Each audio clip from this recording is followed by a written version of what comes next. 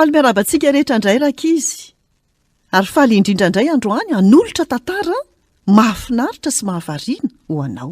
Enoy tsara ary. Maraina ny Paska, Lioka 7:20. Nitsangana tamin'ny maty ny Tompo. Tamin'ny firy ianao no nifoha androany? Nifoha maraina be i Maria sy ny namany tamin'io andro io. Saingy nalahelo mafy ny fon'izy ireo. Raha mba mbola velona tokoa mantsy Jesosy.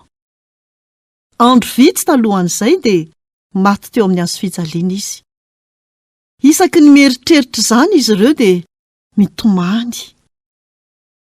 Vao miposaka ny masoandro dia nakany amin'ny fasana izy ireo. Maria, jereo ane, igodiny vato. Indro misy anjely io. Aza matahotra ianareo, fantatro fa mitady an'i Jesosy ianareo. Tsy ato izy, nitsangana tamin'ny maty izy. Niverina ny fanantenana, marina tokoa izany. Efa nilaza tamin'izy ireo Jesosy fa tsy maintsy ho faty izy, ary hitsangana indray rehefa afaka 3 andro. Ahoana no nahafahan'izy ireo nanadino an'izany? Mankanisa ty, ka jereo ny toerana nametrahana azy.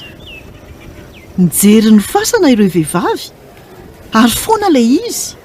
Mandehana lazao ny mpianatra. Tamin'ny fifaliana sy fahagagana no nandaozan'izy ireo ny fasana. Velona Jesosy. Ary no niteny an-dalana izy dia niona tamin'izy ireo. Fantatra izy ireo izy.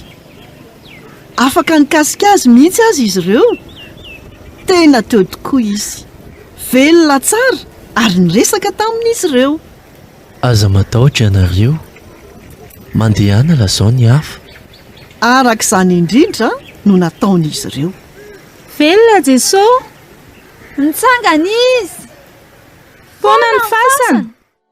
Hoy Jesosy, izao ny fananganana ny maty sy ny fiainana. Izay mino ahy na dia maty aza dia ho velona indray.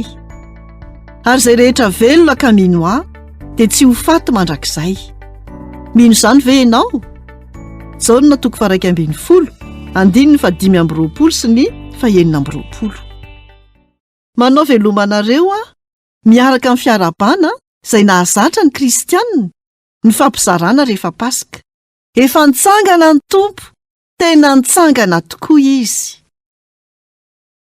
Izay indray no anjara hafatra ho antsika tamin'ity anio ity, tahiny Tompo daholo, nanolotra ny tantara zokomy.